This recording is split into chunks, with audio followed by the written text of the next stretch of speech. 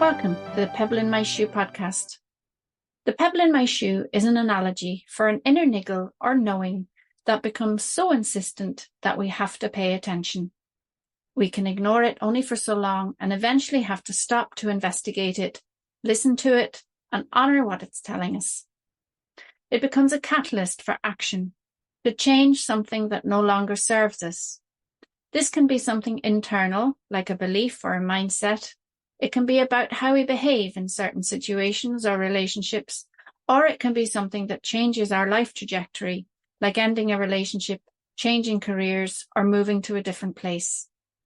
Taking the action and making the change invariably requires courage, often a leap of faith, and at the very least, to try something new and outside of our comfort zone. Whatever the action or change happens to be, the pebble ultimately moves us to live more authentically, more aligned to our true nature. My intention for the conversations here is to inspire or offer hope to those of you who resonate with the stories shared, that you will hear something that supports you on your own journey, and if there's a pebble in your shoe, that you will find the courage to make the changes that align you closer with your authentic self. Thank you for being here, and let me introduce today's guest. Marci Carroll is a psychotherapist who supports mums to develop an understanding of matrescence. Matrescence is the process of becoming a mother. She also supports mothers with self-compassion to boost their mindset, emotions, self-care, and relationships, and to find ease, confidence, and joy in their motherhood. Here is our conversation about Marci's journey to becoming a psychotherapist. Marci, welcome to the Pebble in My Shoe. Lovely to be here. Thank you.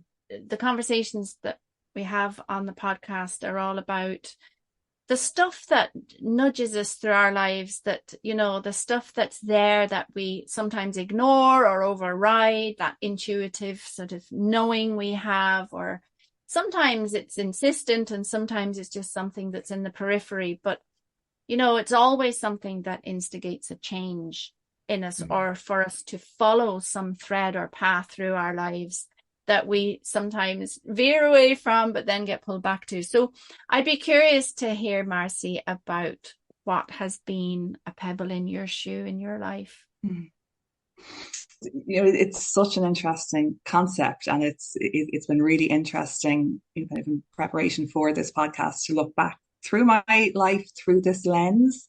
And it's just the perfect description for it, you know, that the pebble that's there, what I've been drawn to all along. And we'll talk through it, but how there were kind of other directions that I could have gone and did go, but I was always pulled back. So the underlying current is psychology. So my primary degree was psychology. And like, even thinking about that, you know, kind of studying psychology in the 1990s in Ireland, there wasn't kind of much talk, you know, kind of that way of thinking, I think wasn't particularly common. And I suppose here, you know, in my own home, my parents were very supportive of education and, you know, maximizing the opportunity. And they were very good, but I'm sure at the time, you know, and there would have been conversations about, okay, yes, but then what? Like, what are you actually going to do with this psychology degree? And I hadn't really thought beyond that, other than I knew that it was absolutely what I wanted to do. Can I ask you about you knowing that you wanted to do psychology, even though it wasn't something that was kind of necessarily on the radar? What was the draw for you? It was just this very deep fascination and yearning to know and understand about the human mind. It just fascinated me, I suppose, you know, and like, even kind of at such a young age, you know, you could see, you know, the physical body, and but I was just so fascinated by what was this unseen piece, you know, that was really the essence of what made everyone who they were, you know. So yes, different eye colors, different hair color, but I was just fascinated by personalities and where do they come from, and I was just fascinated by it. And the thoughts that I could like legitimately go to college and spend 4 years learning about this it just felt like such a massive opportunity that I really, really wanted. And I looked at other courses and I knew kind of options that were there and which were the sensible ones and which were the ones that I two older brothers, so we kind of walked this path, kind of in our home, the CAO and course choices and which ones were the, kind of the, which ones were going to lead straight into a job. And there was no obvious path from psychology, and it wasn't, I don't know, it was even that I was kind of being reckless and that I didn't care. I did care, but I knew that I just couldn't ignore this. And a piece of it that I had actually forgotten was, kind of all the same conversations were happening in school, and a career guidance counsellor who I'd love to sit down with now. I don't know who, I can't remember her name. I don't know who she is or where she is, but she said to me, and it was the words she said very directly. She said, because I had said psychology was my number one choice for the CAO. She said, that's fine, but you're not going to get those points. So what else are you going to put on it? And it just, it really did something to me. And I hadn't had that sensation of, reacting so strongly to being told something. It wasn't, if it had been gentler, maybe if it had been, well, we should probably have a few other things there, just in case. It was such a direct, you're not going to get those points.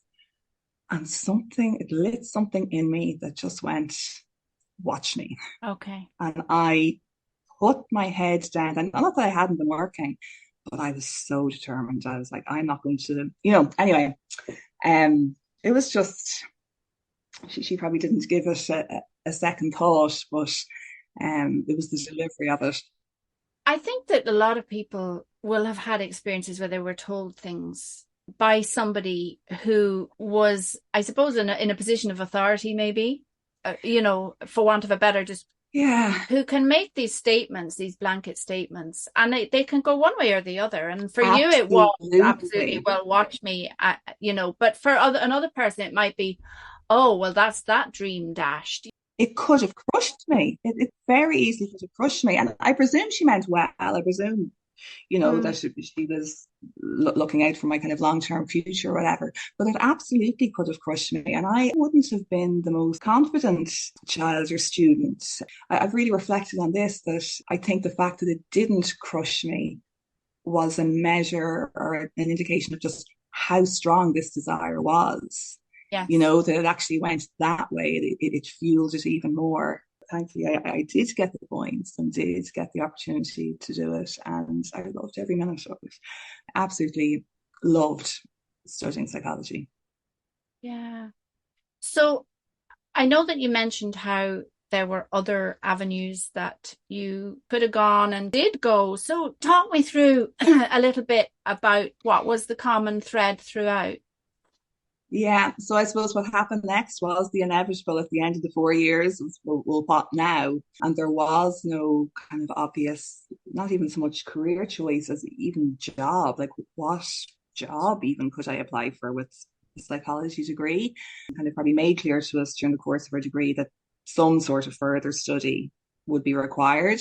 So the psychology degree in and of itself, you're not a qualified psychologist. It is a psychology degree. So there were different avenues to different specialities within psychology. So the one that I wondered about and was interested in, but not completely sure about, would have been educational psychology. Another path was counselling psychology, but I really didn't give that much consideration. So educational psychology was the one that I wondered about. Still, it wasn't pulling me strongly enough to go straight into applying for it. So what I did instead, I worked as an SNA in a gorgeous special school, a really small school. There was only about 30 children in the entire school. Very personalized, kind of one-to-one. Like it was a really, really gorgeous school, and I really enjoyed my time there. And from being there, I decided to apply for teaching, which hadn't been on my radar at all. I'd never considered that then, but having worked in this really gorgeous school, I thought, I could see myself doing this. So that was kind of the detour. So I did the postgrad to become a primary school teacher. The story could have ended there, that was me. That was set up, permanent pensionable job. I'm sure the holidays great, and I enjoyed it. teaching was very good to me, like, in all of those elements. But there was something there still, kind of feeling, oh, this isn't quite it. And actually, I tell this story that even when I was training, I'd be in the library, supposed to be doing my assignments. There'd be a deadline for lesson plans to be in. I might be down in the psychology section back there reading those books again. So I knew that wasn't quite right. Can I ask you though about how you knew? This is the Yeah. bit I'm interested in, because that drilling down into how do we know this stuff? Because over and over again in my own life and talking to other people and in the coaching room, there's this question mark over what is my intuition, what is my absolute knowing, and what is just something, that is sort of saying I should do this or I shouldn't do that. What were the symptoms that there was a pebble in your shoe, essentially? Yeah, so I mean, even I wasn't all in. Like, as I said, in the library with an assignment to do, and I'm off reading about something completely different. I was in the section I wanted to be in. So that was one piece. Another one was like when I got my letter of acceptance, I wasn't doing cartwheels, Okay. Yeah, so it just was a sign of something, and that maybe it wasn't quite the right path for me. I had no idea what else to do. I knew that I would enjoy it and be good at it. I knew it was good, but as I said, that there wasn't a level of excitement that it would have been nice if there had been. Can I ask you about your time teaching? Mm, Because I always feel that while we go off on these tangents along things that maybe aren't so aligned, but they always have something to offer us. So I'm curious then to know, what did you learn as a teacher? yeah, so much. I mean, I wouldn't go back and change it. Fabulous friends for life. I mean, straight off, with my colleagues, fabulous experiences. Like the schools are such gorgeous places. They have such a lovely energy. And I even, I'm not teaching now, and we'll get to that. When I drop my own kids off to school, like I think I feel that buzz in the yard in a different way, maybe to how other parents do. I haven't been on the other side of it. The big occasions, like Christmas in the school is just magical. The excitement of tours, all of those big occasions. But even within the day to day, that, nurturing a child is such a, Yeah. yes, it's such an honor to have been part of. But I suppose another, when you're talking about the signs, I like my favorite subject always to teach SPHE, and it's social, personal, and health education. And I could have taught that all day. And so there's another sign, that I was being pulled in another direction. And there were elements of it I found very challenging as well, and never kind of really fully reconciled. The child who you knew was coming from a difficult home, or, difficult circumstances. And yes, the school was a safe place and was providing a lot, but it was also like expecting this child to sit down and care about the maths or the Irish book. I never really quite fully reconciled that part of it. I used to find that very challenging. Yeah. Mm. Can you talk a bit about what you do now? Yeah, so what I do now is, so while I was teaching, and teaching kind of afforded me the opportunity, both time-wise and financially, I retrained as a psychotherapist. So that was a 3-year training, and those 3 years finished just the month before my daughter, my oldest child, was born. And for a good few years, I kind of kept the two going. And again, another, benefits of teaching, I was able to job share and work at both, which was fabulous for a while, but then it just got too much. So once my second child was born, that juggle just became too much. Children here, I was teaching, excuse me, and I was doing my psychotherapy hours, and it was just too many hats and too many, just shifting gears. They were three such different things. I found that hard shifting between them. So then the next step was career break, and I took 2 years of career break to see, could I move full time into psychotherapy? Could that be a viable career? And I resigned from my teaching job there just a few weeks ago. Oh, wow. Yeah. So it was so interesting to hear you say in the introductory episodes that you did about, permanent pensionable is the holy grail. And Yeah. here I am walking away from it. Yeah. Yeah, there's so many people who feel, dare I say, trapped in that whole paradigm of what the markers of success are, right? Mm. And that you get the good job, in inverted commas, which is secure and pensionable and respectable. And there's that financial comfort as well. And all of those things and that pensionable piece. And there's almost a sort of a pressure in a way as well around being appreciative of this job, and that Yes. to let it go is somehow dismissing its value. And that's a struggle I had around my job, is that I felt very privileged to be in that position, to have Yes. the job I Yeah. had.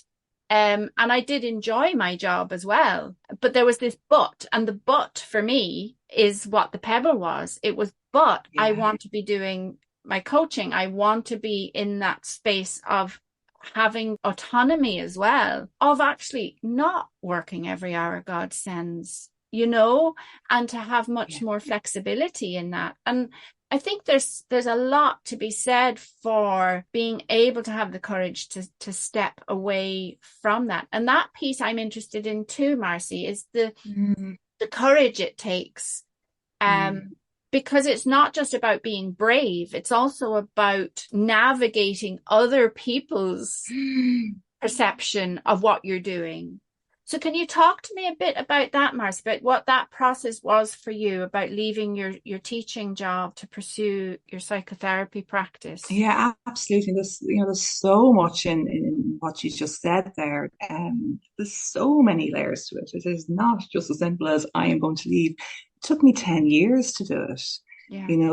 That's how long the process was. It's 11 years now, actually, since I finished the training. And, psychotherapy itself anyway is quite a slow process because the training qualification is one piece, but then there's 450 client hours supervised hours that you need to do for accreditation. And that's the real piece to be recognized by one of the accrediting bodies. So 450 hours. And I was doing that alongside my teaching job and with first one child and then two. And in the beginning, I could only leave my baby. I could only, after a day's work, I could only do that one evening a week. So that was 3 hours a week to build towards 450 hours. So it wasn't an overnight thing at all. But I suppose, again, even just reflecting, like, it didn't go away. I got frustrated. It was hard. And there was a lot of different emotions there. But I never considered stopping. Would have been so much easier to, but I didn't. And kind of even within the school that I was working in, a few people know, but I wasn't. Yeah, so that's probably part of it. Why wasn't I talking openly about it? I suppose it was that kind of piece of, yeah, well, what would people think? And why are you doing this? You already have a job. Why are you, working so hard to build up something else when you already have this really, really good job? Yeah, so it was a very slow, gradual process, and slowly letting people in, slowly letting people know. And they were so supportive. And certainly my immediate circle, thankfully, were very supportive. But it's interesting, when kind of, maybe telling other people, I felt I was getting one of two reactions. So it was either, oh, wow, and kind of people would start maybe talking about the thing that they want to do. And, real kind of sense of admiration of, like that, oh, you're so brave. That's such a big move to make. But then there'd be other people, and you could see it, they were kind enough not to say it, but I could see it. And I go, oh, you could see them thinking, are you mad? Like, are you mad? Why would you put yourself through that? you know? Yeah. It was just what I wanted to do. That Pebble wasn't going away at any point. Yeah, it's a very powerful thing. There's this sort of Yes. energy in my experience that it's almost like a rising tide, right? This energy starts to grow once you start to sort of really lean into what this Pebble is offering you, actually, right? What the change and the action is that you have to take. And once you lean into it and accept that, yeah, this is where I want to go, this tide starts to rise, and there is no stopping it then. It's like, yeah, this is the direction Yeah, that's such an important piece. And, when you're kind of talking about what are the signs, I was aware all along that I was getting an energy and a fulfillment, I suppose, from my psychotherapy work that I wasn't getting to the same extent in teaching. And, I know I talked about, the energy and the atmosphere working with kids, like it's gorgeous and it's fabulous, but it wasn't landing or resonating in the same deep way that the psychotherapy work was. Yeah. When you make that transition then, and you fledged from the safety of the nest of the full-time pensionable job, and you are now beating your own wings for your own psychotherapy practice, what is it then that you get from this? Yeah, that's a great question. So I suppose it's that same underlying piece that's been there from the very beginning. I am just fascinated by the human mind and people's stories. It's such a privilege to sit in that sacred space with somebody who's opening up and sharing. To hear somebody say, I've never told anyone this before, it's such a privilege to have somebody trust you with whatever the it might be, and whatever it is. That's not the point. It's the piece of, people are carrying things, and sometimes for years, and to witness what happens to them, just to be able to let that go. And, not that it's a magic wand, not that everything changes. They still have to go back out into the world with friends, family who don't know whatever it is. But you can see what it does for somebody just to be able to let it go and to share it with somebody else. It's incredible. It's so powerful. Not everybody coming in has something. That's just one aspect of it.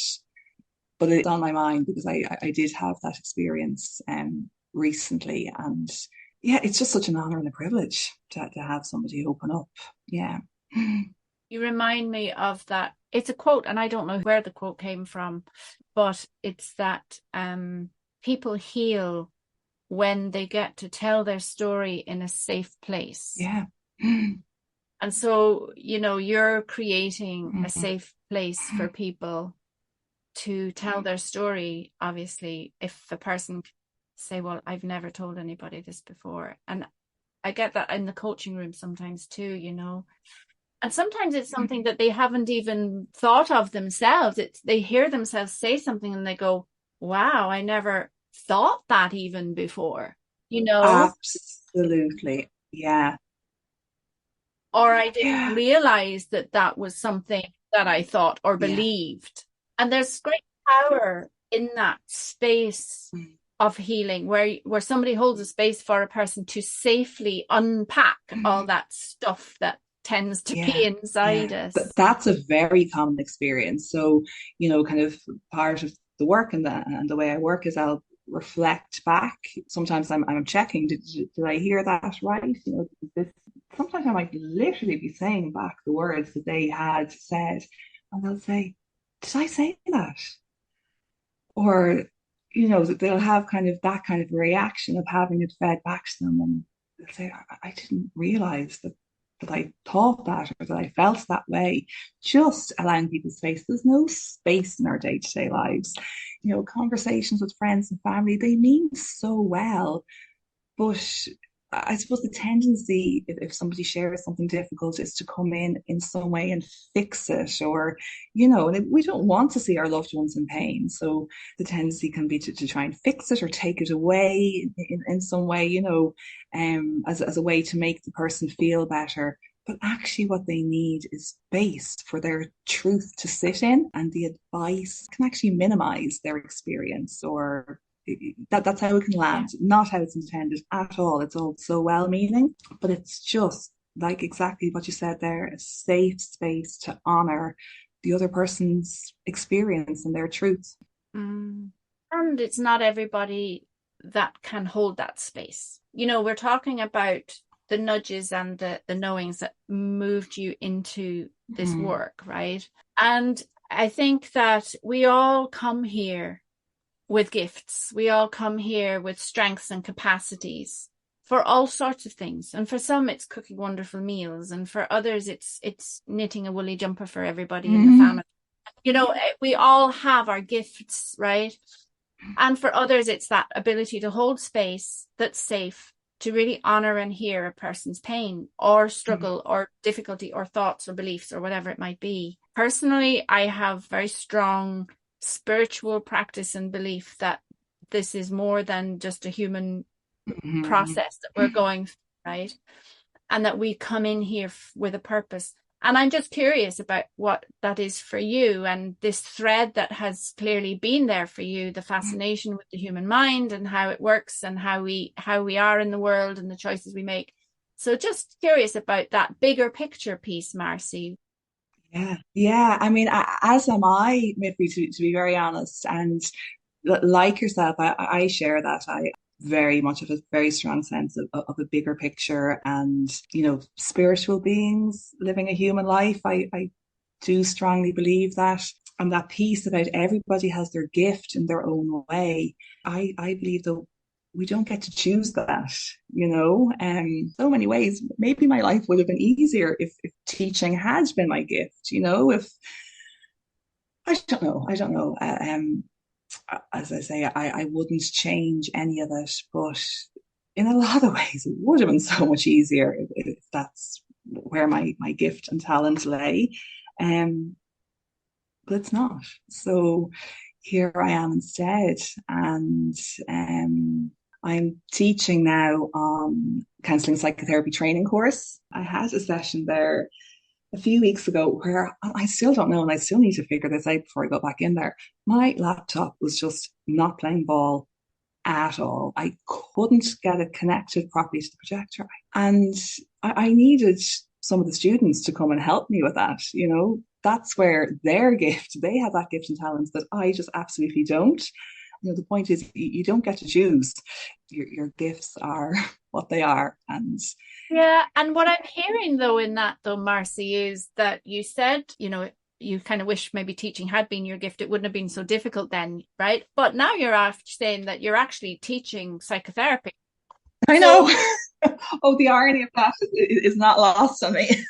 Yeah, and it's like, okay, so teaching maybe is your gift. It just depends what you're teaching. Also, in the short time that I've known you, Marci, I would say that you were an absolutely lovely primary school teacher. And I would say that you definitely had very strong gifts and strengths in that role, the teacher of young children. I suppose just being mindful that it wasn't that you were miserable as a teacher. No, absolutely not. And absolutely not for a second. As I said, you know, I did enjoy it. There were aspects of it that I loved.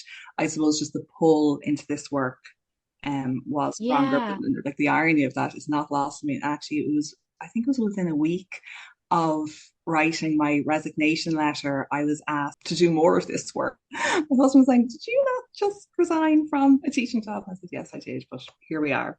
You know, how do you find the teaching now in this new space? So that's it. So that part I am passionate about. And you know, so like what I was saying earlier, like in the primary school classroom, I could have taught SPHE all day.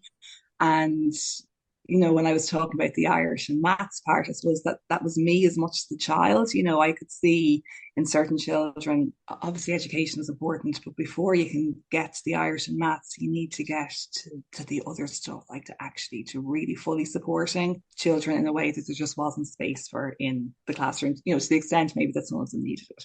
I suppose it's just not black and white. Oh. That's probably what we're saying here. Yeah. And I suppose I'm just very, very lucky now that I found a way to kind of integrate the two. Yeah. Yeah, it's interesting. I'm curious as well, Marci, then to ask you, if you hadn't have followed this thread or this conviction that you've had all your life towards supporting people and in the psychology space, what might your life have looked like if you had have ignored all of that? Well, that's such an interesting one. I suppose it's, like how far back do you go? I suppose if I go right back to that careers counselor, careers guidance, if I had listened to Mm. her, I've never thought about that before. What if I had listened to her, and what if I hadn't put psychology down? I really have no idea. I can't remember what would have been there instead. Mm. Yeah, you've flummoxed me now with that part because I really don't know that stage of it. The next stage, while I was teaching and I had the pull to go back and retrain, if I hadn't followed that, oh my goodness, I'd have missed out on so Mm. much. I mean, there would have been fabulous opportunities through teaching. So I presume that's where I would still be, and still teaching and fully enjoying and switching off and making the most of every minute of my summer holidays and every other holiday. But it's actually really difficult to look back and try and imagine not having done the training, not having met the people I met through that, not having had the experiences, not having worked with all the amazing clients that I've worked with. I actually just can't imagine it. Yeah. And I think that's the crux of it, really, though, isn't it? Is because it's, and I've said it in another podcast. I think when I was speaking to Ballerina Begani, we had to say a similar sort of thing, that what's for you doesn't go by you, and that no matter what we do, it always seems to pull us back to that pebble in the shoe will steer us nearly back Yeah, to follow this nudge, this thread, this knowing, yeah. this calling, I guess. Yeah. And the piece in it now, my current Pebble is just an absolute passion for supporting mothers in their early stages of motherhood. And that's very much tied and coming directly from my own experience of motherhood and those early days and weeks and months. And, as I said, I just finished my training. It was an incredibly difficult transition for me. And that became the pebble then. How can I, once I've worked through this for myself, and that was quite a journey to support myself through it, how could I then help other mothers to not experience that level of shock and the magnitude of that identity change that comes with motherhood? That's my current pebble, supporting mothers with that. Yeah, and I'm hearing very strongly that your own experience of that is a big driver in that, which of course back when you were taking your psychology Yeah. degree wouldn't have even been on your radar, I'm guessing. Mm, So there is evolution, isn't there, of our gifts and our talents, that we have a skill set, but we also have our experience that comes to it, that then influences where we sort of maybe yeah. specialize, or where we have additional strings to our bow that can really help other people. What sort of work do you do with mothers then, Marci? And so the main kind of format currently is a walk, talk, and coffee in their local park. So literally to meet them where they are, because that was kind of the nudge. I suppose I would be walking around the park and I'd see mums pushing their buggies, and I think, oh, I hope they're okay, because I remembered pushing my buggy and not being okay, and the loneliness, and how much I wished that there could just be somebody beside me to walk me through it. Yeah, so kind of coming from that, I thought, and it's just so lovely because, and again, I know from my own experience when I did go back to therapy, you do personal therapy as part of your training, but after my daughter was born, I went back myself, and just the logistics of it. My therapist was fabulous. She did her very best and did a fabulous job with facilitating me to come. And like, my baby she was so young. Like, I think she was only 3 months old when I started back at therapy, and she facilitated me bringing her. She facilitated space for me to feed her. She was just fabulous. It's like, it's an extra layer. And if I had done it the other way, somebody to mind her, that would have been another thing to do. Whereas this way, mums just go out on their walk, which hopefully they're doing anyway. We go for a walk, we go for a coffee, and then I always say the mums set the pace, both of the walk and of the chat. And very much in all of my work with everyone I work with, I trust the process. I encourage them to trust the process, and that whatever needs to come up and whatever they need to get from the session, that they will get, and outdoors and fresh air and vitamin D and hopefully some sunshine every now and then. Yeah.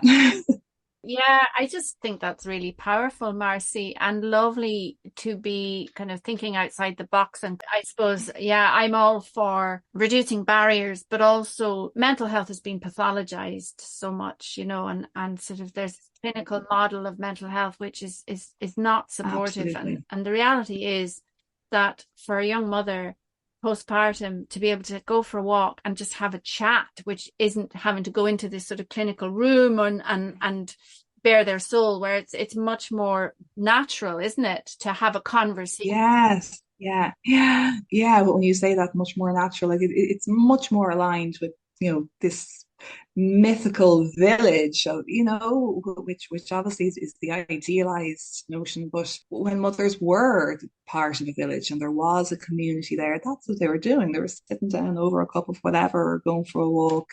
Yeah, so it's lovely. I love working this way. Yeah, it is. And it's beautiful. Yeah. Marci, so Mm. what's next then? You followed this thread and here you are bringing your wonderful gifts to the world. And so what do you see coming for you? Well, I suppose that's the other piece in all of it. As I said, I did so much reflection preparing for this podcast through a very different lens. So, and thank you for that opportunity to kind of look at it all in a different way. But I was very aware of that. I didn't see any of it coming.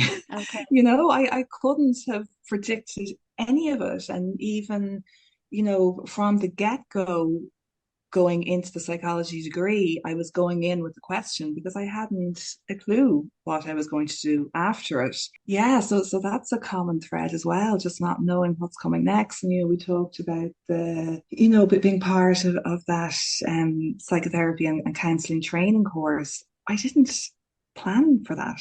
That wasn't on my radar, and it seems so obvious now. Now that I'm doing it and talking about it, of course, use your teaching. It was not on my radar. It was a chance meeting with somebody who mentioned it. And I thought, oh, sure, I'll throw my CV in and see what happens. Yeah. And like you say, when I was training, I didn't know at that point that, motherhood and that the transition into motherhood, that would become my speciality. So, yeah, so when you're saying what's next, I don't know.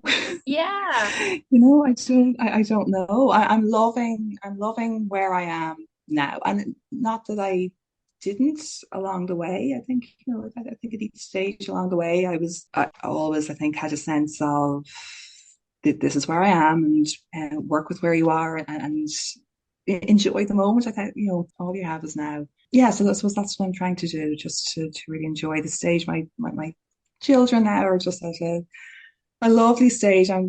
But also trying to navigate that. They're beginning to get independent and going off themselves. And I'm the one who's kind of still saying, no, I'll still walk you to school. And sure, they have no interest in being walked to school, but I'm I'm navigating that, beginning to let go a little bit. So yeah, so I suppose what's next? I don't look too far ahead. Yeah. Yeah, that's lovely. Yeah. Yeah, thank you, Marci. If somebody wanted to get in touch with you, Marci, for your services, what's the best way they can do that? Yeah, so I suppose everything that I do, because there's a few other aspects to the supports that I offer to mothers, and that's under the umbrella of Motherhood Matters. And it's all on my website. So my website is Marci Carroll psychotherapy.ie. There's a Motherhood Matters page on there, and then there's everything is on the website. I'm on Instagram as well as Motherhood Matters _ with Marci. Nice long one. But Perfect. Yeah. yeah, I'll make sure all of that is in the show notes, Marci. So amazing. Thank you, anybody Miffy. who is interested can check out your website and Instagram and follow you and get in touch if they'd like to avail of any of your services. Do you offer your psychotherapy online? I know you go for walks with people, and so that's not done virtually, but Yes, yeah, I have some online availability as well. yeah, okay, yeah, that's Yeah, brilliant. yeah. Well, Marci, thank you so much for sharing your story and the process that you've gone through to follow this life calling, really is what it sounds like. Yeah, thank you, Miffy, and thank you for the opportunity. As I said, this is different to kind of the chats that I usually have, but it's been a really lovely opportunity for me to reflect back and notice things in this way. So thank you very much for the opportunity. Thank you for listening to The Pebble in My Shoe. The feeling I have is that the pebble has always been a calling for Marci. She was going to work as a psychotherapist one way or another. The fact that she's a teacher is another skill set and quality that she has that just further augments her ability to work in the field of her passion. The term matrescence is a fairly new one for me. I began my journey into motherhood at the tender age of 16, and it's only as an adult and with the help of my own therapist that I could reflect on that time and appreciate that for me, matrescence was a massive transition from child to woman in one fell swoop. I have a lot to reflect on from our conversation, and I'm grateful to Marci for sharing the story of her journey with me. I'm putting all of Marci's details in the show notes below if you want to make contact or follow her. If you've enjoyed listening, please like, subscribe, and share it with others. It makes it easier for other people to find the podcast. And if you have a story to tell about a pebble in your shoe, please get in touch. I'd love to talk with you about it for the listeners. As well as hosting this podcast, I'm a personal growth coach at the Daisy Coaching Hub. My coaching practice provides one-to-one coaching for personal growth, mental health, and well-being. On my website, www.daisycoaching.ie, you'll find a range of original self-directed personal growth and mindfulness resources that are designed to support, nurture, and energize you on your personal growth journey. I look forward to sharing the next episode of The Pebble in My Shoe with you. Bye for now.